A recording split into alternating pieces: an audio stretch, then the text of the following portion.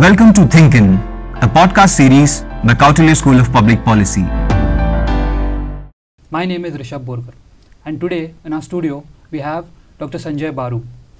Dr. Sanjay Baru is a hardcore academician, editor of one of the leading newspapers of India, and he has also secured the most coveted position as a media advisor to the former Prime Minister of India, Dr. Manmohan Singh. Welcome, sir. It's a pleasure having you in the studio. Thank you. First of all, I would like to ask you, how does it feel to be in Kautilya and teach economics and the future of public policy professionals, teach the future public policy professionals of India? Well, I've always enjoyed teaching. I started my professional life as a teacher. I taught for 10 years. So returning to the classroom is something I always enjoy. And therefore, I've been enjoying these interactions with the students. Public policy is a relatively new discipline.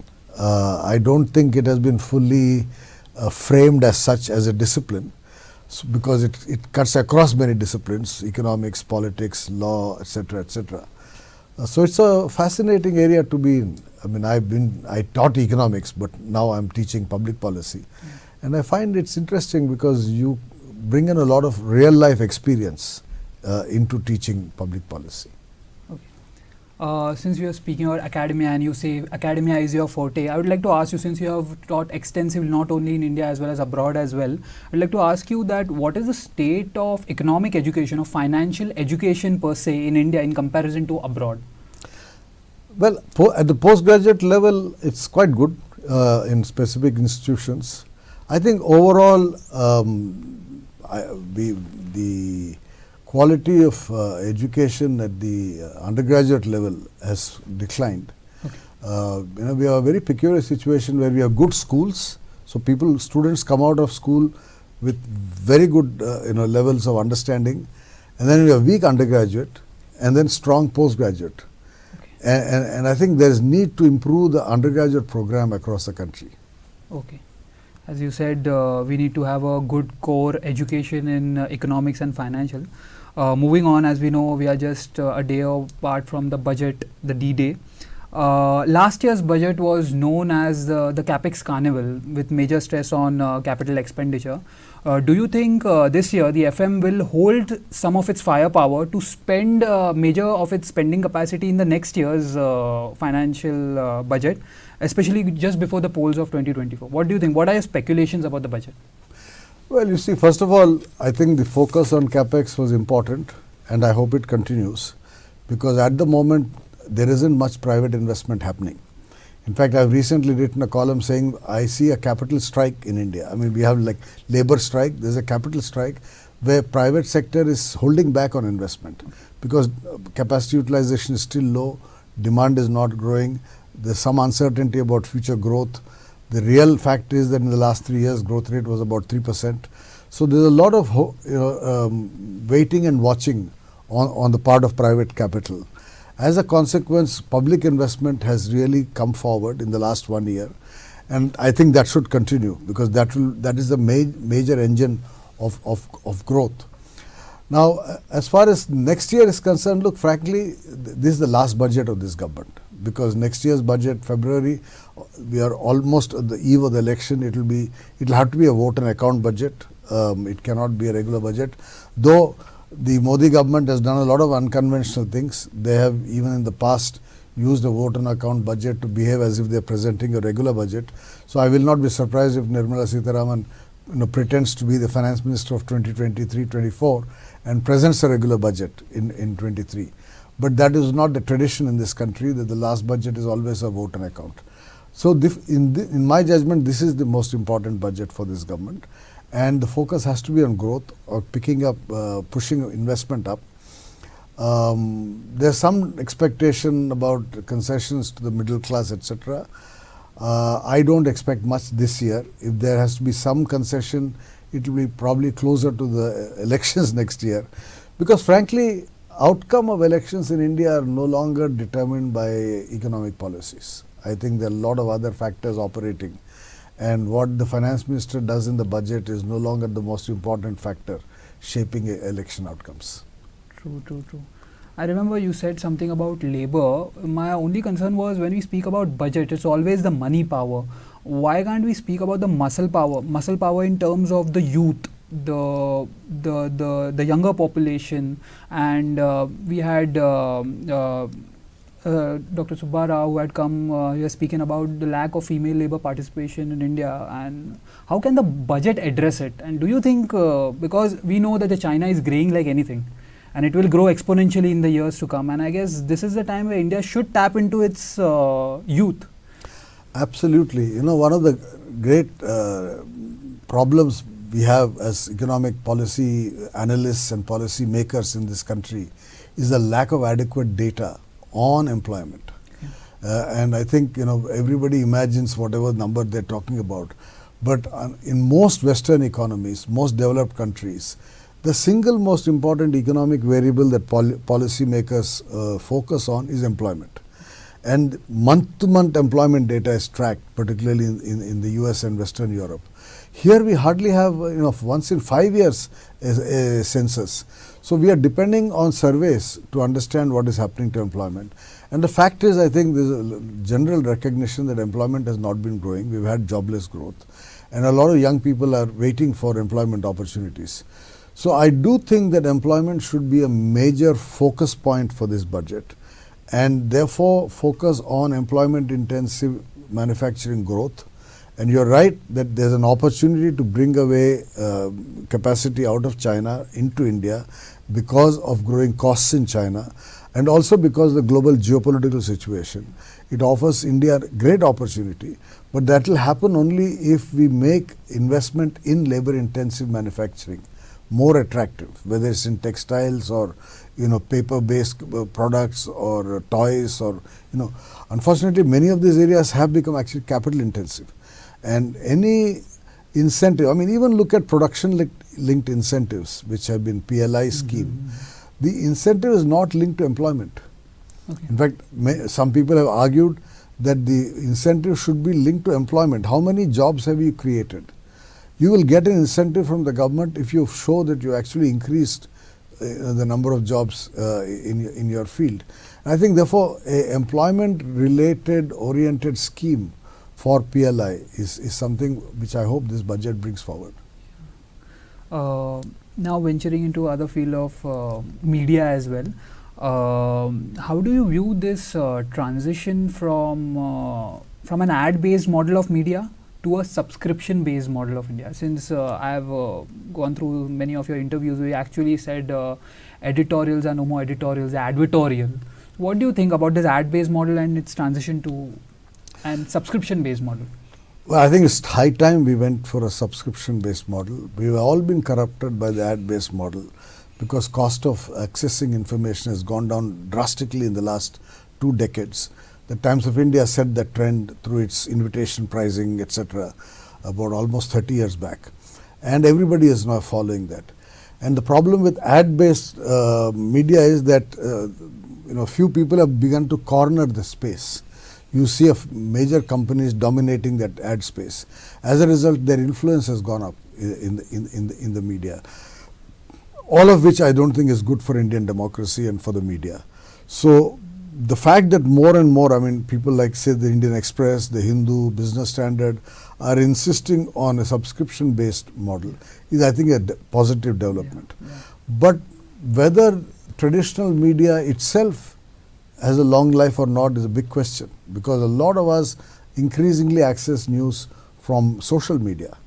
And if you have Twitter, you're only looking at headlines. You're not going into the depth of the news, because that is cheap, that is free. So I don't know how media will deal with this. Of course, television, in my view, is no longer a source of news. Television has become totally entertainment. So I don't even have a TV, news TV at home. I only look at print and social media. Okay. So in my judgment, television has made itself completely irrelevant by becoming a circus every evening, on our channels. Yeah, because I had a conversation with one of my friend, and I am a media grad, and I always feel that media might be down, but it's not out. And some of my friend also suggested that you're going in front of a Baru, just ask him that for media grads or for people coming from media background, what are the job opportunities in terms of media grad in public policy domain that you know about? Well, I mean, in public policy domain, it's really many companies and political parties are looking for individuals who are media savvy when it comes to communication. So corporate communication, for example, has become a big field. And then every MLA and MP now has funds to hire advisors or researchers. And I think those are the kind of things that I find a lot of people with media background are going in for. I remember years ago when Anil Ambani became a member of parliament.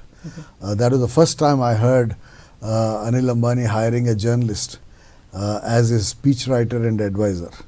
And that was something I was quite impressed that he chose a journalist working with Economic Times for that job, because he wanted to make not just intelligent speeches but also speeches that would attract media attention. So to have a journalist helping him was the correct thing to do. I think a lot of people are doing that now. I mean, I see a lot of members of parliament hiring former journalists, and that's certainly but that requires a person to first be in the media, to understand the media, before then moving out into either corporate communication or political communication.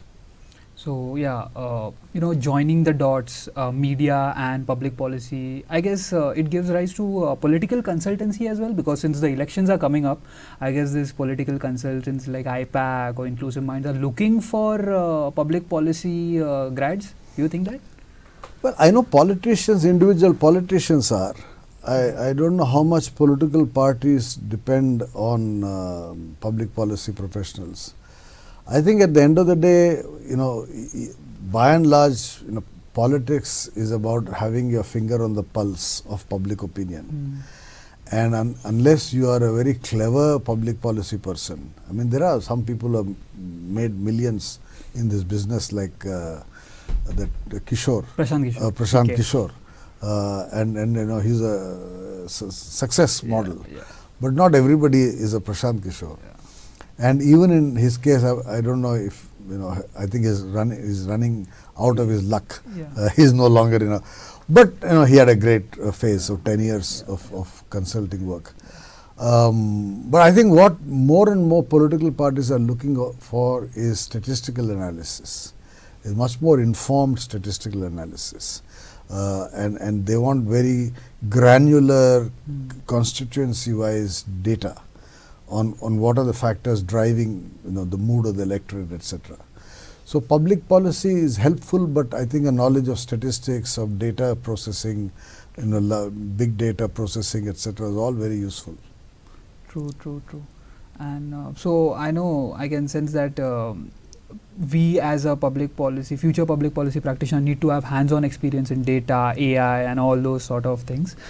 You have always been vocal about the performance of many of the prime ministers. I would like to ask you, how do you rate Prime Minister Modi in terms of his economic policies, right, from the financial inclusion model, the PM Jan Dhan, the demonetization, GST inclusion, and especially during the COVID and after COVID? It's always said that COVID came as a savior to PM Modi, because we were already going downturn. And the COVID came as a right time, and so it was easy enough for the government to blame COVID because of the downfall of economy. What are your views on that? No, you're right. I mean, what you just said is absolutely right. I think the slowdown began before COVID. It effectively began with demonetization, because demonetization hurt small business in a big way. And the sentiment became increasingly cautious and negative. There was a phase of uncertainty because of demonetization. That phase of uncertainty continued due to COVID. And I think the government took a long time to understand this. What I would say about the Modi government is, from 2014 till about 2020, for almost 6 years, they did not pay adequate attention to economic policy.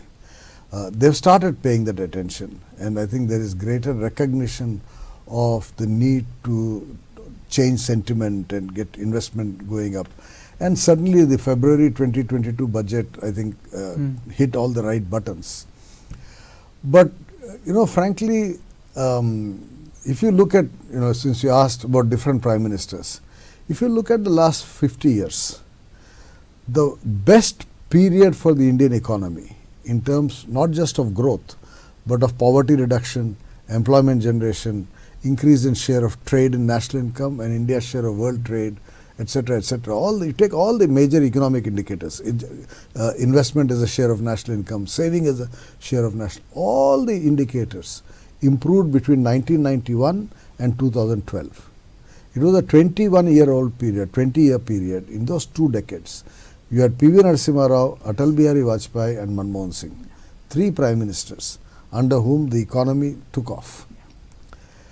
The weakest phase for the Indian economy was before Narasimha Rao, particularly during Indira Gandhi's time, the 70s, and now. So I keep saying that the strongest prime ministers delivered the weakest economic performance. Oh. And the weakest prime ministers delivered the strongest economic performance. And there is something there to, for us to understand.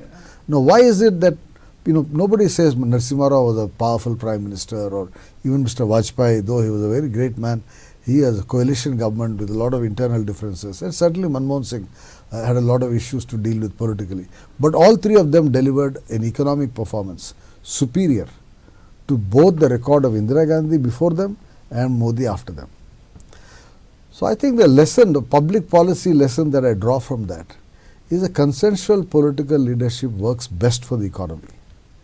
And authoritarian leadership does not work well for the economy. True. So economy cannot be dealt with an iron fist, rightly said. I was reading the other day an interesting thing, that how the world deals with freebies. And I came across Australia and South Africa actually have a parliamentary budget office where they hold the government accountable for the economic implication, economic implication over the state funds. And I would like to ask, is it a PBO viable in India, where we will hold accountable for the whole Revdi culture persisting in India? Is it viable? See, someone said this, I don't know who, I can't remember, that essentially what were called freebies or subsidies are a symbol of bad governance. If you had good governance, if you had an economy that was functional, if you had employment opportunities rising, you wouldn't need all this. There are certain subsidies which even the best economists in the world have, and I would say we should continue to have, or we should in fact have. For example, subsidized basic education. All school education across the country should be free. Every child should have the right to education, right? So subsidize that. Or anyone below the poverty line should have access to free food. Subsidize that. Those are what are called merit subsidies or merit goods. And that any civilized society would have to help children get educated, to help poor people get access to food, etc. Those are things which even the most developed countries have, and there is nothing wrong with that. I think what we have in this country are subsidies which cannot be justified. For example, free electricity and free water to rich peasants who are producing for the market vegetables and wheat, etc. And they all have Audi cars in villages and living very well. I don't see any reason why we should continue to give them, because they are politically powerful. There are several other such subsidies. So we have to distinguish between good subsidies and bad subsidies. But at the end of the day, the rise in the share of subsidies in national income is an index of declining quality of government, of governance. So politicians are essentially trying to bribe the voter with these subsidies because they failed in doing their basic job of providing good government. So I guess we need to do a balancing act in terms of the freebies or the subsidies that we announce.